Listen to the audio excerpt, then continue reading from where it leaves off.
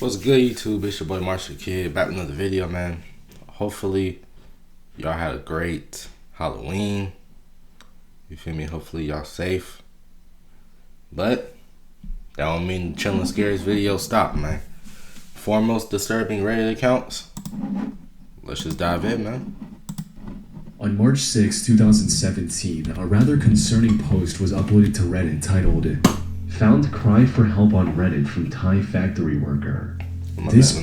On March 6, 2017, a rather concerning post was uploaded to Reddit titled, "Found cry for help on Reddit from Thai factory worker." This post was referring to the comments left by a user named FujiTagaikin001 on seemingly random threads. There were 44 comments in total, with the first one appearing on r/promos on February 22, 2017. And, with a single exception, all contained the same words. "I face too serious problem of human rights at FujiTagaikin, Thailand. Please help me." Searching for FujiTagaikin, Thailand on Google leads to a factory of the same name. And while the factory is located in Thailand, the company that oversees its operations is Japanese. So, from the looks of things, these comments were likely pleas for help from someone who had to work in horrible conditions at this factory, possibly even against their will. Which sounds a bit absurd at first, but is actually quite plausible.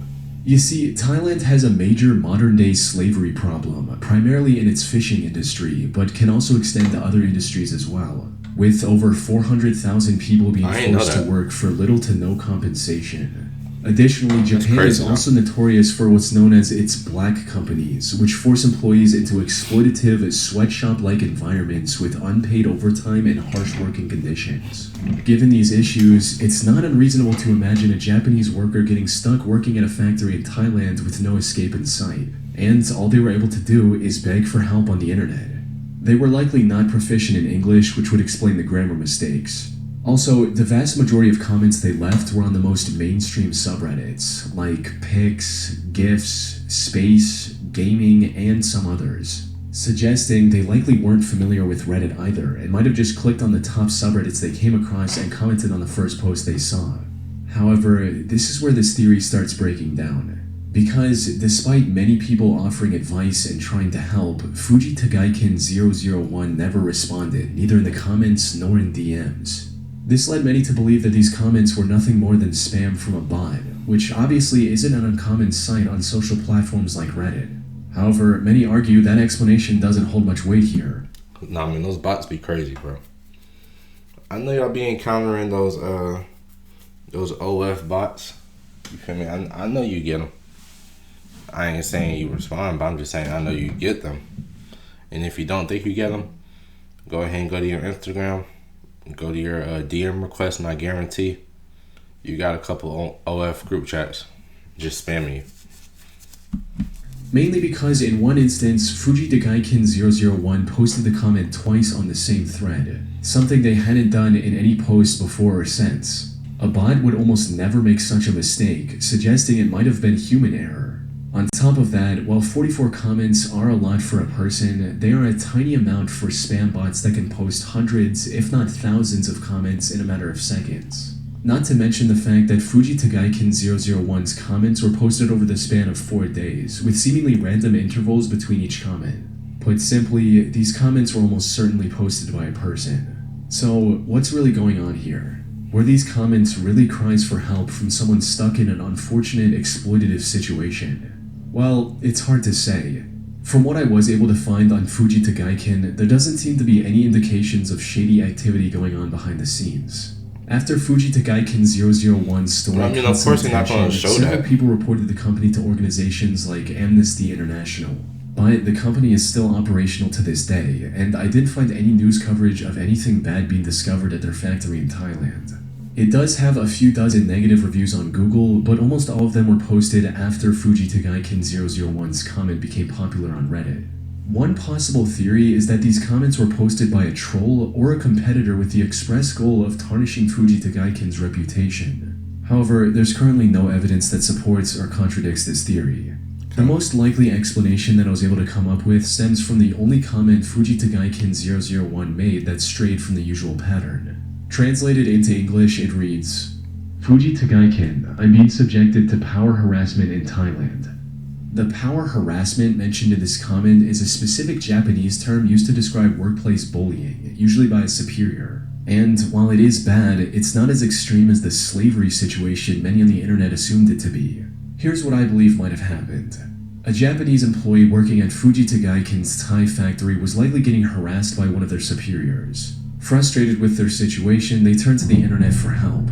But since they weren't fluent in English, they used a tool like Google Translate, which unfortunately made their comment sound far more serious than intended. Now, this is still nothing more than an educated guess. There are still many questions that remain unanswered, like why did they choose to spam it across largely unrelated subreddits? Or why did they stop commenting after 4 days? People on Reddit also discovered another one of their accounts named help001001001 with similar comments. But that didn't provide any useful clues either, leaving the true intentions of Reddit user Fuji Tagaiken 001 a mystery to this day. Alright. On October 27th, 2019, a newly created Reddit account named Snapped Fingers made a post on r/advice looking for help. You know what I realized? Is that, it's just something I think about. 2019, that was my junior year of high school. Really getting into my senior year, right before COVID hit and all that in 2020. Sometimes when I see stories like this, I just imagine this stuff going on while I was in high school, just living my peaceful life. In high school, all you do is just really go to school. If you're an athlete, you go to practice right after school. And you just go home and just play the game. You feel me? No worries, no troubles. You're not worried about no money or no job, bills, responsibilities like that. You know what I mean? You're just living. So, while I was living my peaceful life, stuff like this was going on. It just makes me more grateful about the situation I was brought up in, With his deteriorating mental condition, stating, "Seeing and hearing things that aren't there. Lately I have been seeing and hearing things that aren't there, even more than normal. Most of the time it's small things like seeing spiders on me in my peripheral vision, only to look at them and they disappear. Other times when I'm in bed, this thing about the thickness of a big fist pops up like a big snake on the side of my bed and looks at me only to dart back down out of sight. Whenever I investigate, nothing is there. Rarely, there's full-body visual hallucinations. The last one was from a couple years ago when I was taking out the garbage. The silhouette of a child crunched down on all fours, charged me only to disappear when I looked at it. Oh no. And before that, there was a large, fleshy, naked, featureless figure slowly walking on all fours in the room down the hall, approximately the average size of a man." The OP then went on to describe how he'd had similar audio-visual hallucinations since he was a child, and how the situation was getting worse as of late. Unfortunately, he didn't seem to have anyone in his life he could rely on. According to the OP, his relatives dismissed his condition as something supernatural, and his friends, quote, kicked him to the curb, suggesting he might have had a falling out with them. The OP also described his reasoning for not getting a medical diagnosis, as to him it felt like the doctors were treating him like a science experiment. This post alone painted Snapped Fingers as a deeply troubled person who was likely suffering from severe schizophrenia and possibly other mental illnesses as well. However, this was just the beginning of the deeply disturbing spiral he would eventually descend into. Starting from his very next post on r/confessions titled, "Saw someone get run over by a train and didn't feel anything." Bro, what? Things drifted from mental hallucinations to physical harm from that point on, with Snapped Fingers asking, "If I bite off my own finger, could it be reattached or attached somewhere else?" Nah, bro. Get this guy some help. This man's a danger to all society. Get him some help immediately, bro. This man just said if I bite off my own finger, could it be reattached or attached somewhere else? Bro, get this menace to society off the streets. The OP also shared a story of a painful experience he had to go through because of his condition, reading, "In 2008, I stuck a power drill into my arm. Sometime back in 2008, I was putting together a shelf when this large black mass came out of nowhere and engulfed my unoccupied arm. I didn't see it till it was right up on me. It scared me so badly, and it was coming up from my arm for my face. So I started jamming the drill into it. On the second strike, I hit my arm and the hallucination dissipated. Concerned users once again urged the OP to seek medical help, but he declined it once again, stating that he didn't want to end up in a mental asylum or become an experiment for doctors again. However, while he rejected most of the normal advice under this post, the one comment he agreed with suggested a fairly absurd explanation for OP's situation, suggesting that maybe the OP could see into another dimension. This was odd considering his earlier reservations about the clearly untrue supernatural beliefs of his relatives. But for some unknown reason, this one comment struck a chord with him, resulting in him spiraling out of control and eventually adopting the belief that his hallucinations were caused by some interdimensional beings. Much of this new belief was fueled by equally mentally ill. I want to see what the post said. But for some unknown reason, I wonder if maybe you could see into another dimension. I hope this doesn't cause you any more pain. Why is it when you see more than others, you are an asset to a team, but when you see things other cannot, you are crazy? I hope you find a balance in this world. There's spiders that sometimes show up in my peripheral vision, and when I see them, they vanish. I've come to call them interdimensional spiders. Not sure if that's actually what's going on. Okay, blah, blah, blah, blah. Okay. His hallucinations were caused by some interdimensional beings. Much of this new belief was fueled by equally mentally ill or outright delusional individuals he befriended on platforms like Discord. But in Snapped Fingers' broken, mentally ill mind, he'd finally found the truth. So he began inquiring about how to deal with these so-called interdimensional beings, what was the best way to banish them, and what he had to sacrifice to make these beings leave him alone. Now, it's unclear if people giving him these ideas genuinely believed what they were saying, or if they were just trolls who were taking advantage of OP's mental illness to see how far they could push him. Regardless of their intentions, however, the end result was the spiraling of a vulnerable young man who now believed that there were, quote, interdimensional hell portals in the Paris catacombs, and that his duty was to close said portals. He even started denying having schizophrenia in favor of this false belief. To make matters worse, Snapped Fingers actually ended up traveling to Paris in May of 2020 to achieve his newfound goal, and apparently stole a car to do so. On the 5th of May, he made one final post before entering the catacombs, stating, "We'll be entering the catacombs in a few hours-ish." Before, someone had asked about a time frame for when I'll post an update, and while I don't know how big the catacombs are, my guess is maybe a day or two before my return with videos. I've taken some test footage while I was held up inside a dumpster the other night, and the quality honestly isn't that great, but it's alright. To make up for the quality of the video, I will take more footage while I'm down there.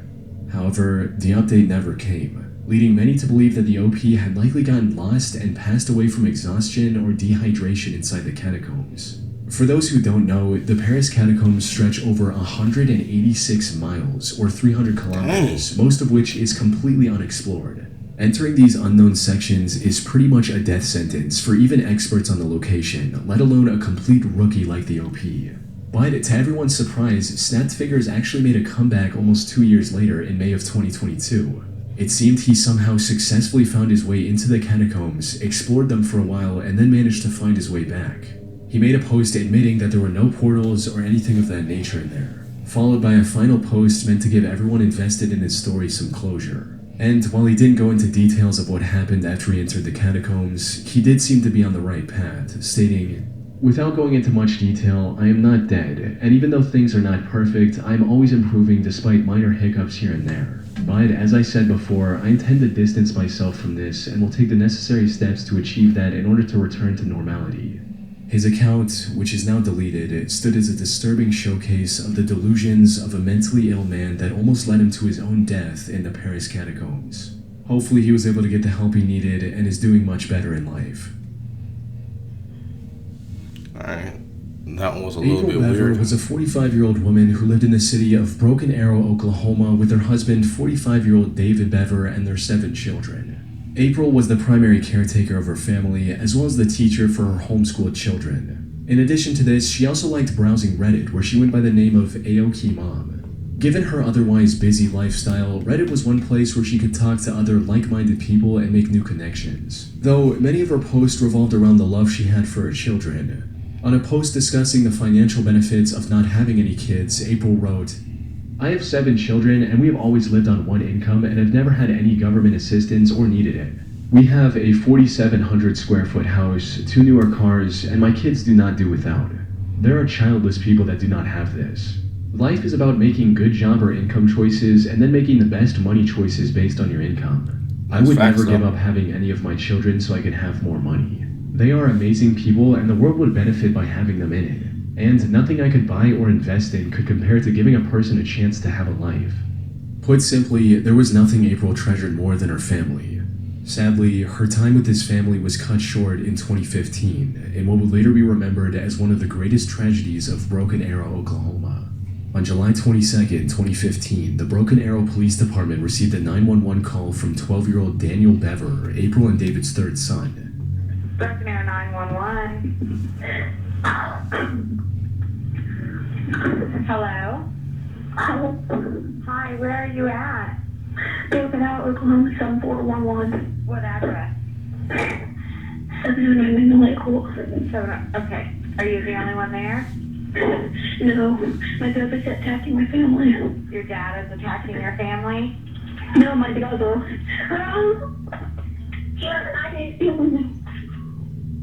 The call ended shortly after, and any subsequent attempts from the police to contact the family were unsuccessful. Officers rushed to the scene as quickly as they could. When they reached the Bever house, the front door was locked, so they forced their way in. However, nothing could have prepared them for the massacre they were about to witness on the other side of that door. The first person officers found was 13-year-old Crystal lying in the hallway in a pool of her own blood. She'd been stabbed multiple times, including a slash across her throat. Despite her injuries, however, she was conscious and managed to tell the officers that her two older brothers, 18-year-old Robert and 16-year-old Michael, were the ones responsible for everything. Further inside the home, officers found the remains of the rest of the family, all with dozens of stab wounds. April... Like, why?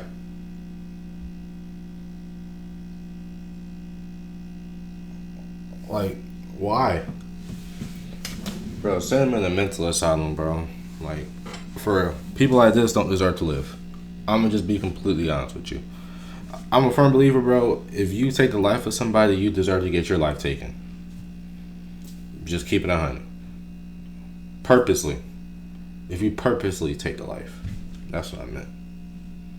Was in especially rough shape, with a later autopsy report confirming over 48 wounds on her body. That's what I'm talking about right there. Bro, 48? 48? Bro,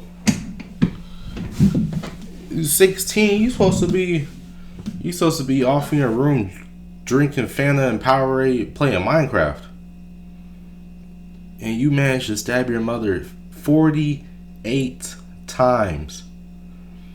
Those are just stab wounds. We're not talking about any other, forms of a beating. Rest in peace to her, bro. And she looks like a good woman, man. She looks like somebody who is just genuine about her family. The only one left unharmed was the youngest, 2-year-old Autumn. However, Robert and Michael were nowhere to be seen. Fortunately, investigators were quick to determine that they might have escaped from the back door, and it wasn't long before the two were located and subsequently arrested, hiding in the woods behind their home. When asked about it, Robert did and Bro.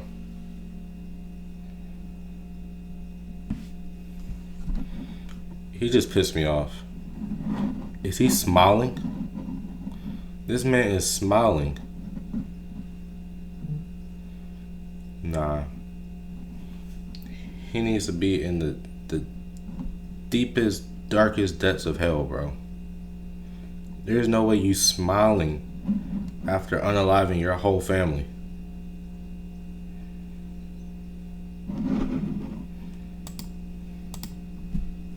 Subsequently arrested, hiding in the woods behind their home. When asked about it, Robert said that he was proud of what he had done. Later interrogation also revealed their motive, which boiled down to imitating the actions of other mass murderers they had read about on the internet. They wanted to start with their own family and then leave a trail of blood across many states. Fortunately, they were caught before they could execute this plan completely.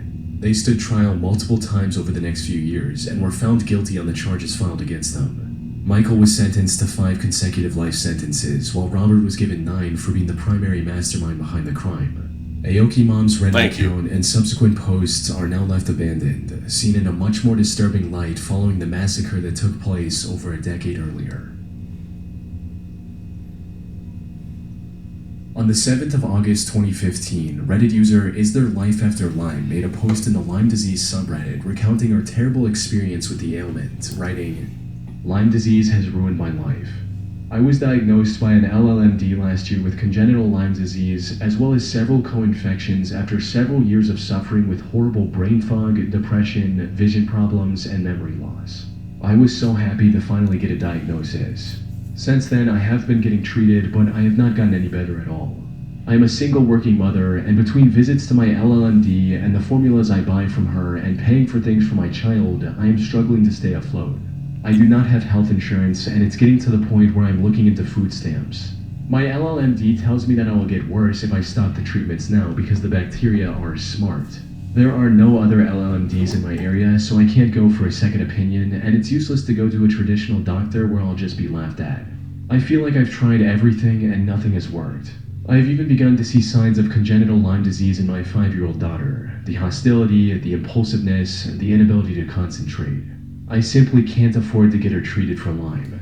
I've even asked myself if I should give her up for adoption and if I'm fit to be a mother with my mind the way it is. I just don't know what to do. Lyme disease has ruined my life. It ended my first marriage and estranged me from my ex. I guess my main question is, where do I go from here? What do I do if I'm not getting better? How can I pay for treatment without going broke and having to apply for food stamps?" And if all this wasn't bad enough, in a comment under this post, she also revealed that her LLMD was also strictly against antibiotics and only prescribed herbal formulas. Not only were these expensive herbal treatments largely ineffective in treating the core issue, they were actively harming her, with one of these prescriptions causing hallucinations and psychosis, as well as physical symptoms like an upset stomach. From what she revealed in this post, OP's life seemed truly hopeless. However, something about her story didn't feel right. The symptoms she described weren't in line with the most common symptoms of Lyme disease. More importantly, she herself admitted that all of her Lyme disease tests were actually negative, and that her entire diagnosis, and by extension treatment, was based on a single test that came back inconclusive. Either her LLMD was taking advantage of her, or she was lying about her life to gain sympathy from other Redditors. In either case, something was very wrong. Despite the growing skepticism, however, Is There Life After Lyme kept posting about Lyme disease and other related subjects. But then, in September 21st, she made a post that shed further light on her condition, more specifically how it related to her deteriorating mental state. In it, she recounted a psychotic episode she experienced at the grocery store earlier that week, where voices were screaming at her to buy specific things or they would hurt her. Most users who saw the post urged her to seek professional help, which would have likely helped her get her life in order. Surprisingly, she agreed with these suggestions, promised to admit herself into a psych ward, and stopped posting entirely.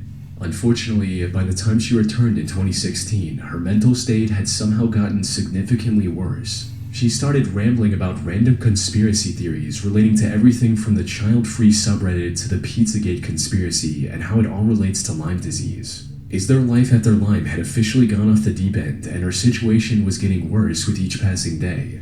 By 2018, her posts had become completely unreadable. These nonsensical posts were occasionally interrupted by her disturbing cries for help as well, but she didn't respond coherently to anyone who reached out to her, which was extremely concerning for many. This went on till February 2019, after which she completely disappeared from the internet, leaving many to wonder what actually happened to her. However, some Reddit users weren't concerned at all, since in their eyes, the entire Is There Life After Lyme account was nothing more than a clever hoax. And it's easy to see why. There were quite a few inconsistencies in her posting habits that hinted at the whole thing being fake. For instance, if she'd truly become incapable of stringing together a single coherent sentence, how was she able to operate a computer or phone enough to make these posts in the first place? Additionally, she also started making parts of her posts in other languages. But when people translated these other languages, they were generally written without any errors, even though the English portion of the same post was completely incomprehensible. However, before people were able to reach a conclusion about whether it was all real or not, someone claiming to be her sister logged into her account and told others she'd been hospitalized after an incident. If we assume the whole thing was fake from the start, it's possible the person behind the account noticed the skepticism and introduced the sister character to wrap up the story. On the other hand, if everything about Is There Life After Lyme was genuine, this remains as one of the most haunting cases of mental deterioration archived on the internet. Hey man, let me know what y'all think. This honestly makes me scared to even use Reddit. Like, bro, I don't even want to touch Reddit at this point. But make sure you like, comment, subscribe. All links in the description. Any moderators or clippers, y'all know where to find me. I'm .Marshall on Instagram. Or I mean, you can comment on here too if you really want to, but DMing me would be a lot better. I check my DMs pretty often. But until next time, man, we out.